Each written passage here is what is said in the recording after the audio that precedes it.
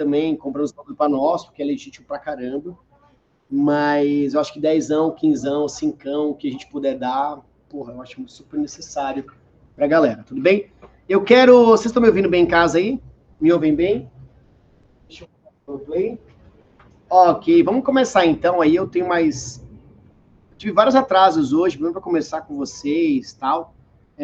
Mas eu quero fazer melhor aqui a minha replicação.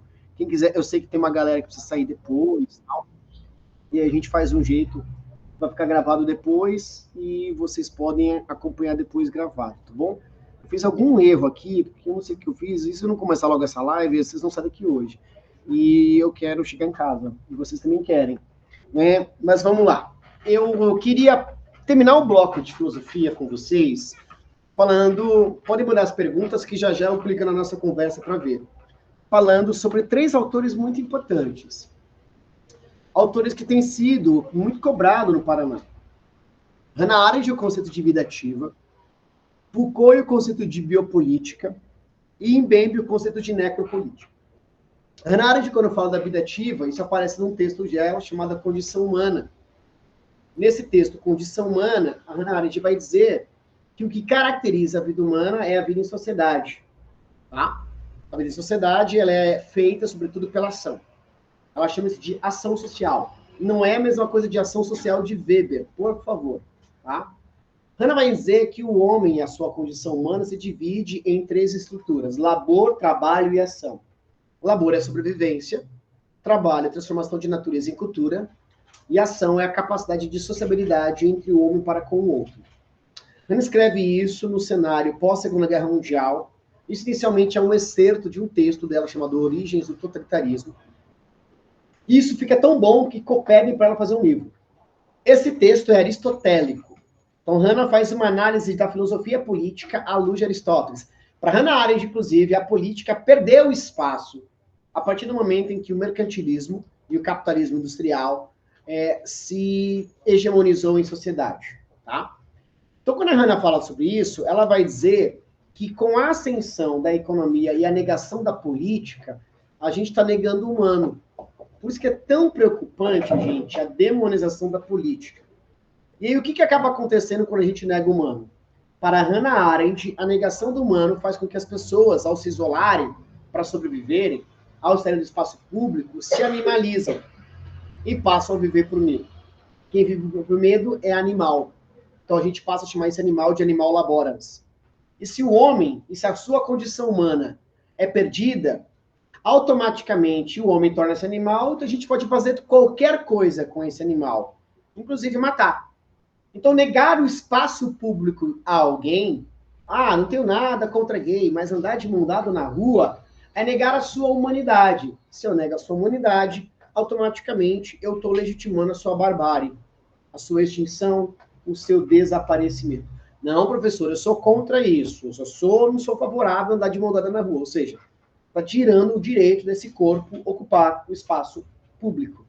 E para Hannah Arendt, numa análise aristotélica, o espaço público é o espaço da igualdade. A gente fazia isso quando a gente era criança, né? Empinando pipa, jogando burquinha na rua, jogando betes, passava um carro, buzinava puto com a gente gritava, a rua é pública. Ou seja, a gente citava Aristóteles quando a gente era criança, sem saber que a gente citava Aristóteles. Pois bem, a gente estava exercendo a nossa sociabilidade de condição humana. O segundo conceito importante para a gente é o conceito de biopolítica na análise Foucaultiana. Só vou deixar aberto aqui, tá? Obrigado, meu bem. Poder deixar da chave Pix. Aliás, gente, só para saber, tá? Toda essa decoração da salinha, toda a ideia da salinha, quem fez foi a Laís. Então não tem nada de ideia minha aqui, ó. Tudo ideia da Laís. Tudo. Decoração foi tudo ela. Ela é foda, velho. Eu sou um Zé Ruela. O conceito da Hannah Arendt, o conceito do Foucault da biopolítica, está atrelada a uma segunda vida. Foucault vai dizer que o nosso corpo é inteiramente político. Tudo. Nosso cabelo, nosso gênero, a ideia de loucura. Esse conceito do Foucault é um conceito que é uma tristeza a gente não conversar. Só aparece no livro dele, chamado A Vontade de Saber. Esse texto pode cair tanto em filosofia quanto em sociologia, tá? Porque quando Foucault fala sobre a vontade de saber, Ele vai dizer que o domínio dos corpos está atrelado ao domínio do conhecimento. Se eu falar uma besteira, se eu falar agora, se eu começar a aula e até o final dizer não, o Marx vai dizer que a história ela é feita pelo indivíduo. Eu falo assim, não, Bira, é o Weber. Não, é o Marx. Vai chegar uma hora e falar assim, mano, se esse cara está ensinando Marx e Weber errado, tá ensinando tudo errado. Então você vai negar a minha posição aqui social. Então, número 1, ou você vai embora. Número 2, ou você vai me refutar. Ou número 3, você vai falar assim, mano, aquele cara faz um trabalho muito ruim. Essa sua postura é uma postura biopolítica. Porque o que define o controle dos corpos é o conhecimento. Foucault vai dizer que a relação de dominação, ela pode ser violenta, mas ela também pode ser sutil. O campo de dominação Foucaultiano está atrelada não só a uma condição de caráter econômico, mas também ao caráter do gênero e ao caráter da racionalidade. Uma característica de Foucault é o uso da genealogia e da arqueologia. Aí ele escreve um livro fudido, chamado A História da Loucura no Ocidente. Onde ele está atrelando a ideia central de que a ideia de loucura é um projeto de poder, de uma linguagem, de uma racionalidade. Então tudo é biopolítico. Aí o Foucault vai ser criticado pra cacete. A galera esquerda, tipo, ortodoxa, fala assim, não, cala a boca, mano. Tudo é capital, tudo é luta de classe. O Foucault fala assim, vocês são jumento. Será que vocês não percebem que o capital, quando domina, quando existe uma hegemonia da burguesia sobre a classe operária, a gênese disso é porque desde berço nós somos dominados. Desde berço nossos pais dominam a gente, nossos padres, nossos pastores, nossos professores, nossas pedagogas, nossas enfermeiras. Então, a relação da nossa existência é se acostumar com o poder. Foucault vai dizer, então, que os nossos corpos são corpos dóceis, corpos domesticados, corpos adestrados, em uma domestificação que, por vezes, é sutil. Aí aprende, né? Desde pequeno a gente é dominado. Eles chamam isso de uma microfísica de poder, uma dominação de caráter imediato. A gente faz 18 anos, tem que ser pro exército, né, José? Já se alistou? Não, ainda não fiz isso. Oh, que fofinho. Quantos anos você tem? 17. Ai, que bonitinho. Que lindo. Tá no terceirão. Que maneiro, né? Pois bem, essa relação faz com que na vida adulta seja muito mais fácil a gente se submeter a dominações. A gente se submete ao salário mínimo, a gente se submete a políticos, a gente se submete a esposa, a gente se submete a figuras, ou seja, tudo é biopolítica, tá? E o conceito da biopolítica Foucaultiana está atrelada a uma condição mais profunda de hoje, que é o conceito necropolítica, tá? Do pessoal mais novinho aí, alguém não conhece o conceito necropolítica? José já viu isso em aula? Não? Colega do José não? Bia não? Os colegas do fundo que eu não sei o nome. Hã? Cadu e Maria Eduarda. Já viram o conceito necropolítica antes do Mbembe? Já viu, Cadu? Mais ou menos. O conceito necropolítica, traduzindo, é política da morte. O conceito necropolítica de Mbembe, que é um teórico camaronês radicado na África do Sul, é o aprofundamento da biopolítica. E essa política da morte acontece quando o Estado, de forma deliberada, mata. E o Estado mata por ação ou o Estado mata por omissão. Quando o Mbembe escreve esse texto, ele tem 3 lugares como foco. A Palestina, curiosamente, a região da Bósnia, os balcânicos, e a região do continente africano. Balcãs teve um genocídio nos anos 90 dos bósnios na Guerra da Bósnia, fudido. Ele escreve esse livro no finalzinho dos anos 90, no comecinho do século XXI. Você falou sobre genocídio depois, né? Sim, porque a gente tem a intifada acontecendo, entendeu? E o que é a intifada? A intifada é uma reação popular de criança que perdeu seu pai. Vamos lembrar que a população da Palestina é de 14 anos de idade a 45%, a expectativa de vida de 17. A primeira intifada é de 88. Então, em 88, a gente tem crianças de 12 anos pegando pedra e jogando em tanque de Israel porque os pais morreram. O exército de crianças, o exército infantil, genocídio, o nome disso. Desaparecimento. Tá? Então, e essa é a tese de doutoramento dele, inclusive, junto com crítica da filosofia negra. Ele faz uma oposição à crítica da filosofia pura do Kant. Tá? O conceito da necropolítica é um aprofundamento da biopolítica Foucaultiana. É possível pensar isso no Brasil? Sim. O extermínio de Yanomamis, a morte de pessoas nas favelas brasileiras, a recusa na vacina, a aglomeração de pessoas sem máscara, tudo isso é projeto de morte. Eu poderia, se eu tivesse tempo, casar com Freud para fazer uma análise da pulsão de morte, que é a pulsão de destruição no pensamento freudiano. Então, a necropolítica é a eliminação, ou quando o Estado age, ou quando ele deixa de agir. Tá bom? Deixa eu ver se tem alguma perguntinha aqui. O Foucault dialoga com Elias na questão da dominação dos corpos em algum aspecto esfera da vida pública? Sim, na verdade, contrário, Alexandra. O Norbert Elias dialoga com Michel Foucault ao falar basicamente da ideia, agora que eu vi, ao falar basicamente da ideia da violência de segunda natureza. Já que você perguntou isso, e a Valentina está implorando por Jesus no céu e Norbert Elias na terra, eu vou falar daqui a pouquinho, um pouquinho sobre Elias com vocês. Mas antes de tudo, algumas falas bem breves de sociologia com os senhores. Tudo bem aqui? Tudo bem? Tudo bem? Vivos? Ok. Como que eu optei em sociologia? Mano, isso aqui é uma parada que vocês negligenciam. Não os professores de vocês online, presencial, o pessoal lá da escola. Vocês negligenciam isso. E é um problema. Porque ainda mais vocês que têm sociologia, segunda fase de UEL, que querem medicina. Mano, não dá para ir para a segunda fase de UEL negligenciando o assunto de cultura e de correntes culturais.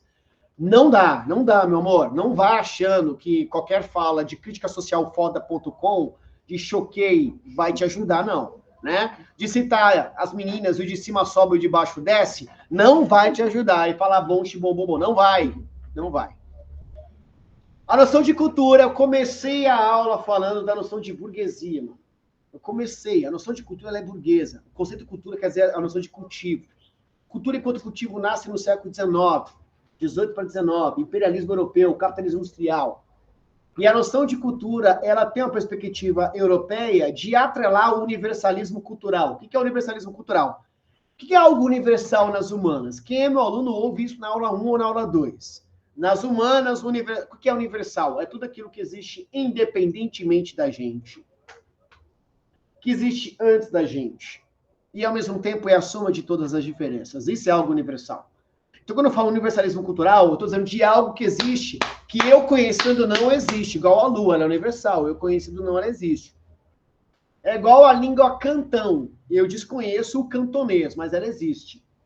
Então, o universalismo cultural é a ideia de que a cultura é uma linha só, é uma única linha. E nessa única linha, a noção é europeia, ela é branca, ela é capitalista, ela é imperialista. Então, nessa única linha, quem cria essa linha sempre vai ser superior. Ora, se sempre vai ser superior, quem não é branco, europeu, capitalista é inferior, porque não está nessa métrica. A gente chama isso de o fardo do homem branco. A ideia do homem branco levar um processo civilizatório. Quem é o cara que constrói esse conceito? O Taylor. E o Taylor, quando constitui, que é um cara positivista, o positivismo é universalista cultural. Quando constitui essa ideia, a ideia central é vamos conduzir o progresso à luz europeia. Só que essa ideia é uma ideia que ela negligencia o outro, que ela nega o outro, que ela exclui o outro. 2.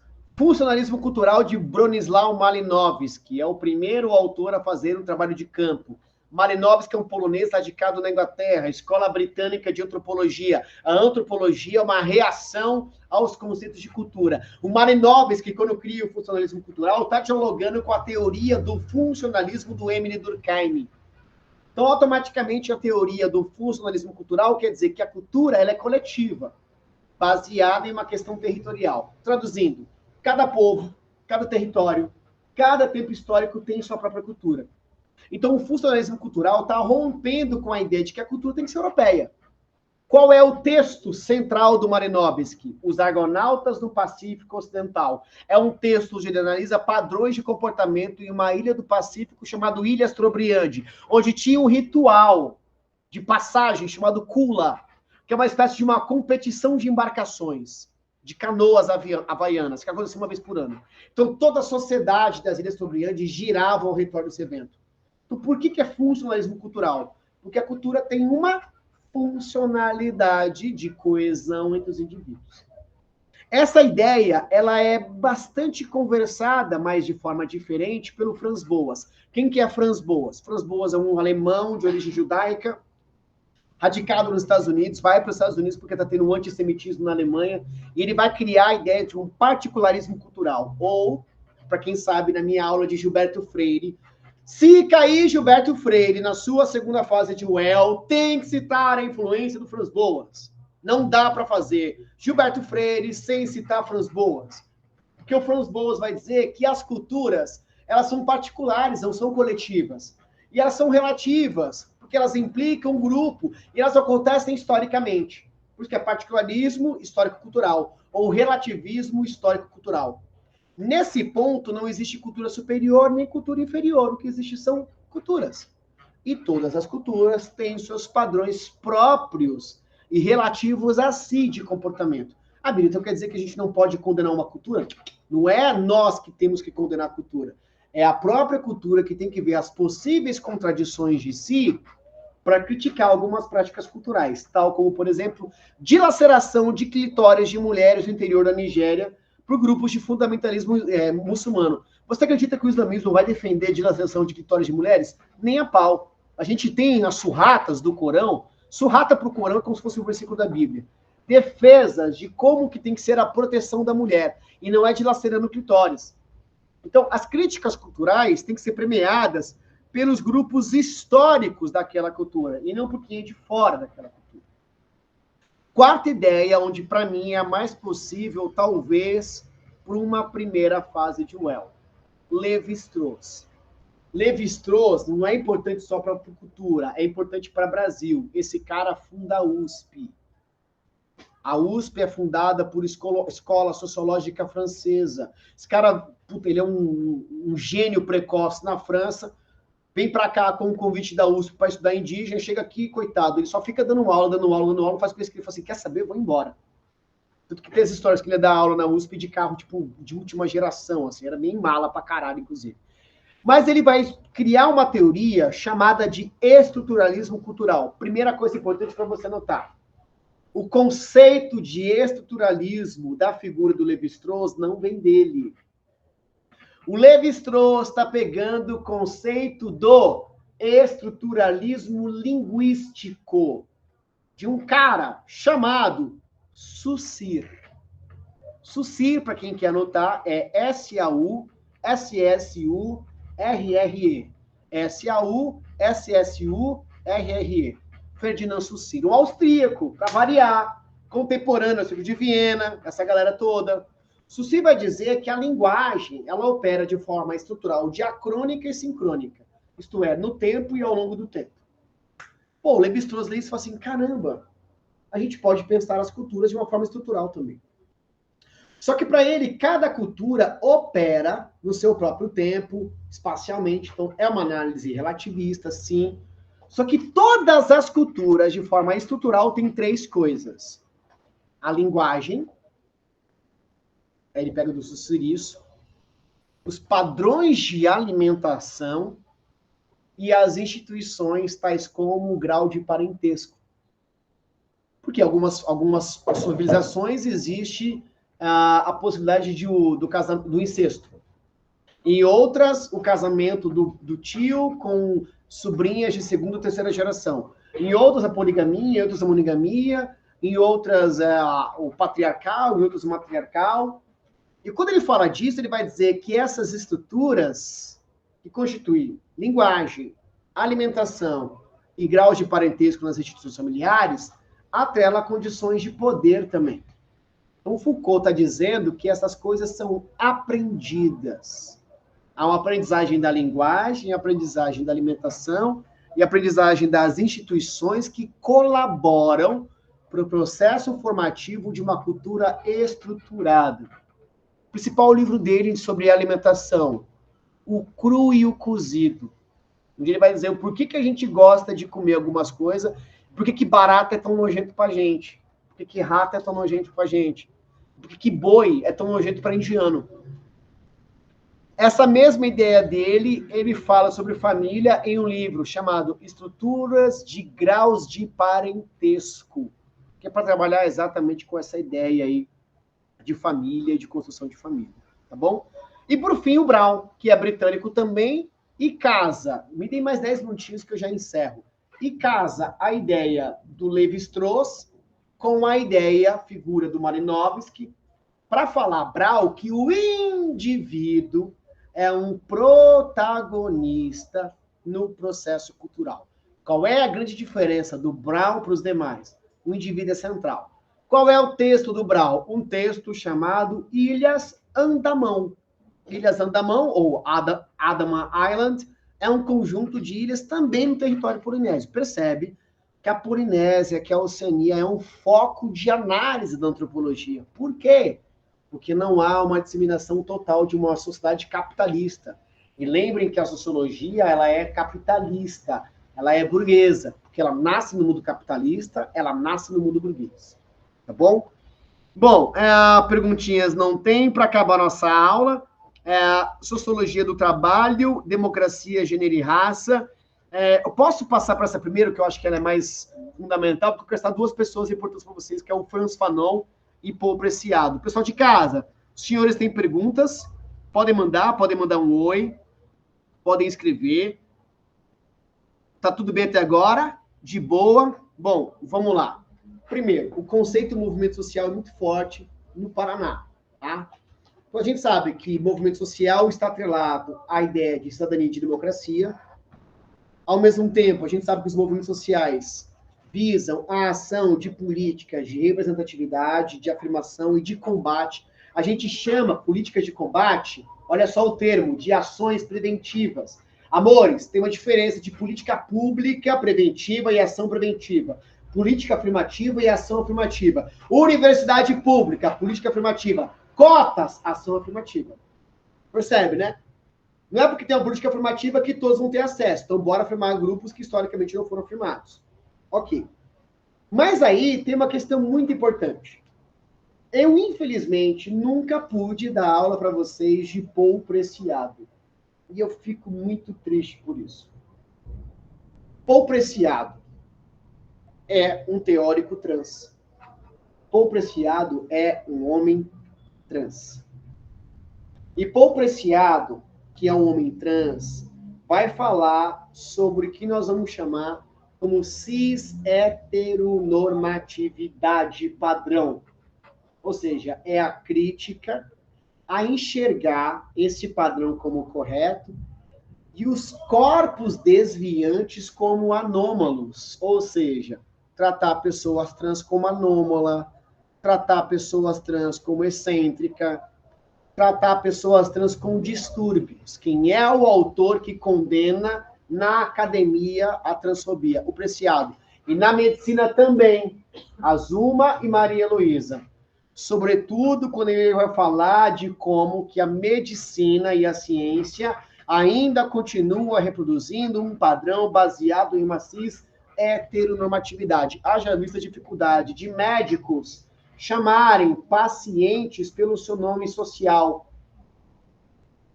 Então, não chamar o paciente pelo nome social representa esse aspecto de tratar esse corpo como anômalo. Porque o papel da medicina, ela é ser social. É salvar a vida. O juramento de Hipócrates. Juramento hipocrático. Salva a vida até o final. Então, quando eu nego o outro ser chamado pelo nome que ele quer ser chamado, eu estou negando a vida dele. Estou negando a existência dele. Eu nunca esqueço um exemplo de um juiz em Maringá. Uma criança estava precisando de doação de sangue. E um pai, na verdade, doação de sangue. E ele era de uma religião que não podia ter sangue, não podia receber sangue, tá? E aí o juiz autorizou que tivesse transfusão de sangue nessa pessoa. Ele foi salvo e tal. Passou um tempo, esse cara bate na porta do juiz e fala assim, eu sou fulano de tal. Ô, fulano de tal, quem que é você? Ah, foi você que mandou dar transfusão de sangue para mim. Ele, que legal, tal. Aí o cara falou assim, por que você mandou dar sangue para mim? Aí o cara falou assim, porque o papel do direito da medicina é salvar a vida. Ele falou assim, então tá bom. Desde que você fez isso, a minha esposa me abandonou, os meus filhos têm vergonha de mim, e nem na igreja que eu ia, eu piso mais. Cadê a vida que você dizia, e a medicina dizia que eu tenho? Eu quero minha vida de volta. Então, se o papel da medicina e da justiça é trabalhar com o conceito de existência de vida, negar o direito ao outro é dar a ele uma condição anômala de existência. E é o que o Preciado tanto fala. Essa preocupação da negação do outro ser chamado como ser chamado. Do outro assumir uma identidade de gênero que alguns enxergam como uma identidade não natural, tá? E por fim, nessa nossa conversa ainda, a figura do Frantz Fanon. antes que eu vá para o último eixo e falar do Elias um pouquinho. Frantz Fanon tem sido resgatado demais, caiu na Federal do Paraná agora. Bom, quem é meu aluno aqui da salinha e da casa, ouve Frantz Fanon muito antes dele virar moda, tá? Ouve Fanon é uma cota já, né? O Frantz Fanon, a principal análise dele é da psique da consciência do corpo preto. Frantz Fanon vai dizer que a psique do corpo preto é uma psique roubada. Por que a psique do corpo preto é uma psique roubada? Porque o corpo preto é um corpo sem destino. O corpo preto é um corpo diaspórico. O corpo preto é um corpo disperso. Porque a sua psique foi roubada pelo imperialismo. A sua psique foi roubada pela escravidão. A sua psique foi roubada pelo racismo. Por isso que o corpo preto é um corpo em busca de um reconhecimento. Isso aparece em 2 textos fundamentais dele. Pele Negra, Máscaras Brancas e Os Condenados da Terra. O corpo preto é um corpo que Paul Preciado fala isso sobre a questão trans. O corpo preto é um corpo que performa. O conceito de performatividade é um conceito que está no Fanon, que está em Preciado e que está em Judith Butler, em um texto da Butler, teórica de gênero, chamado Problema de Gênero, onde para Butler, gênero não é uma condição permanente, gênero é uma condição fluida, que pode ser transformado ao longo da existência. Pois bem, Fanon traz à tona o conceito de performatividade, para dizer que corpos pretos performatizam para existirem e serem vistos. É aquilo que a gente vai chamar de negro totem. O que é o negro totem? Eu tenho um amigo preto. Pô, tem amigo preto que faz piada com racismo. Pô, tem amigo preto que namora uma mina branca. Esse Pele Negra, Máscaras Brancas, nada mais é do que uma ideia de existência. A única forma, segundo Fanon, de um corpo preto ser respeitado pela branquitude é aceitando o jogo da branquitude. Por isso que Frantz Fanon propõe o ódio. Sim, não é conciliação, não é amor, não é pacto contra o fascismo, é ódio, é reação. E essa reação do Fanon vem quando ele participa da guerra, da independência da Argélia, quando ele vê mulheres argelinas sendo estupradas por soldados franceses, crianças argelinas sendo vistas por soldados franceses. Frantz Fanon vai dizer no outro livro dele, chamado Racismo e Cultura, que caiu na Federal do Paraná, ele vai dizer que a única forma da reação é uma súbita incompreensão. O que é uma súbita incompreensão? É do nada um desperte, ou um despertamento de ódio de uma consciência roubada. Porque pior que a escravidão ter controlado o corpo é a escravidão da mente, que continua tendo um grilhão sobre as consciências. A escravidão acaba, mas a escravidão da mente não acaba. A ideia de que eu sou preto, não vou conseguir. Pô, eu sou preto, não vai dar certo. Eu sou preto, eu sou feio. Eu sou preto, meu cabelo é feio. Eu sou preto, minha pele é feia. Eu sou preto, nenhuma maquiagem dá certo. Essa ideia, a Frantz Fanon vai dizer, essa ideia é da branquitude. Vamos recuperar nossa cosmovisão. É o retorno a uma cosmologia africana. Como diz o Baco Exu do Blues, que se foda Jerusalém. O que eu quero é Wakanda. Essa é a ideia. Porque Jerusalém, embora a origem seja bronzeada, que é do povo cananeu, a ideia histórica de Jerusalém é apropriada pela branquitude europeia colonizadora. A ideia de Wakanda é uma subversão dessa noção binária de céu e de inferno. Tá? Bom, a Lélia Gonzalez é influenciada por Frantz Fanon demais. Demais, Laura. Demais. Tá bom? Eu tenho 5 minutos com vocês. Eu poderia falar aqui por horas e horas. Vocês estão ligados nisso. Vocês sabem disso. Vocês estão ligados que eu falaria por horas. Eu posso acabar em 5 minutinhos? Vocês têm que pegar busão, tem Uber, pá. Bem rapidamente aqui. Uberização tem caído demais nas provas de vocês. Demais. Uberização. A gente chama o trabalho uberizado de um trabalho de mais-valia absoluta. Por que é mais-valia absoluta? Porque todo o trabalho empreendido é feito pela classe operária. E todos os custos de produção pela classe operária. Pneu furou, operário que arruma. Motor do carro fundiu, operário que arruma. Então, essa relação nós vamos chamar de precarização do trabalho. Sociologicamente, há um conceito para explicar isso. Eu estava ouvindo o CBN e falei assim, mano, eles estavam dizendo, mas a pessoa do Uber só recebe quando é chamado. Eu falei assim, moça, jornalista, tem um nome para isso. O nome disso é o quê? Contrato de 0 hora. Então, contrato de 0 hora é a forma de relação de trabalho que media as relações de trabalho. Por que contrato de 0 hora? Porque o sujeito está disponível às 8 da manhã, tem gasguei, das 8 da manhã, das 8 da noite, mas essa chamada às 8h12. Ou seja, ele abriu mão do que ele deveria estar fazendo, como descansar, num falso discurso de empreendedorismo, para ser servo. Quem escreve isso no Brasil se chama Ricardo Antunes. A UEL ama Ricardo Antunes. Ama. Ricardo Antunes vai chamar isso de o privilégio da servidão. Como que os autores clássicos enxergam o trabalho? Primeiro, o papai Marx. Por Marx, trabalho é o que transforma a natureza em cultura. E para Marx, você não é pensado enquanto homem e mulher. Para Marx, você é pensado enquanto burguesia e operariado. Ou você vende sua força de trabalho, tipo eu agora, vendendo minha força de trabalho, ou você é dono dos meios de produção, que implica mercadoria e produtos. Ou mercadoria e instrumentos.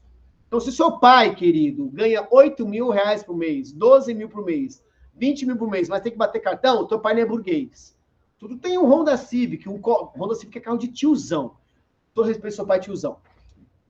Você tem um Corolla, um Jeep Renegade, que é um Uno turbinado, né? Um Compass, né? Que é o carro do prof. Você não é burguês, você é um operário, tá? Operário é aquele que vende força de trabalho. Burguês é quem ganha dinheiro dormindo. Como coisa de burguês. Que burguês, o cara? Classe média emergente. Classe média emergente é pobre prêmio. É isso que a gente é, tá ligado? Bom, a gente de pobre prêmio, a gente tem os negócios lá do pontuando a milha. A gente quer pontuar cartão para viajar. Olha que coisa mais pobre. Rico gasta, foda-se. É quanto a passagem? É 20 pau? A gente compra. Milha é coisa de pobre. Eu sou pobre prêmio. Eu tenho cartão para ter milha. Somos pobres prêmios. Assumir é o primeiro passo, tá? Jessé Souza chama a gente de classe média no espelho. A gente é o anteparo da raleca aos miseráveis e a elite do atraso, que são os rentistas brasileiros, latifundiários e banqueiros. Bem? Bom, o Weber enxerga a noção de trabalho como vocação. Não esqueçam disso. Para Weber, trabalho é vocação e racionalidade, tá? E para Durkheim, trabalho é o que gera uma solidariedade no capitalismo. Ele chama de solidariedade orgânica, que gera uma divisão social do trabalho. Na análise de Durkheim, essa relação de trabalho ela é complexa. Exemplo, mano, essa aula. Olha que fofinho ter luz, ter internet. Algum abençoado está trabalhando na Copel, na Vivo. A gente não está vendo esse abençoado, mas a gente depende dele ou dela. Esse abençoado depende da gente. Olha que coisa complexa. Nossa relação ela é interdependente. Hoje a gente está aqui, a gente pode estar na Copel amanhã, na Vivo amanhã. E essa pessoa pode estar aqui amanhã. Por isso que em Durkheim, no capitalismo, existe mobilidade, divisão social do trabalho, e para ele, à medida que o capitalismo se difundir, grupos não capitalistas, que ele chama de mecânico, tenderão a se converter em orgânicos. Tudo bem? Vou fazer um vídeo para vocês de Norbert Elias, para não tomar muito tempo de vocês. Aí eu posto para vocês no YouTube também e no Instagram também, bem fofinho, tá? Que é o meu autor favorito. Gente, boa prova do domingo para vocês. Sem loucura, sem doideira. Vai festar. Não, peraí. Vai comer bem amanhã. Né? Não vai tomar muito café. Diminui um pouquinho de café. Vai descansar. Aulão. Né? Aulão é importante. Né? Vão descansar um pouquinho. Espero que eu tenha ajudado para alguma coisa para vocês, de verdade. Tá? E vão descansar do domingo, relaxados. Um beijo grande. Pessoal de casa também, muito obrigado.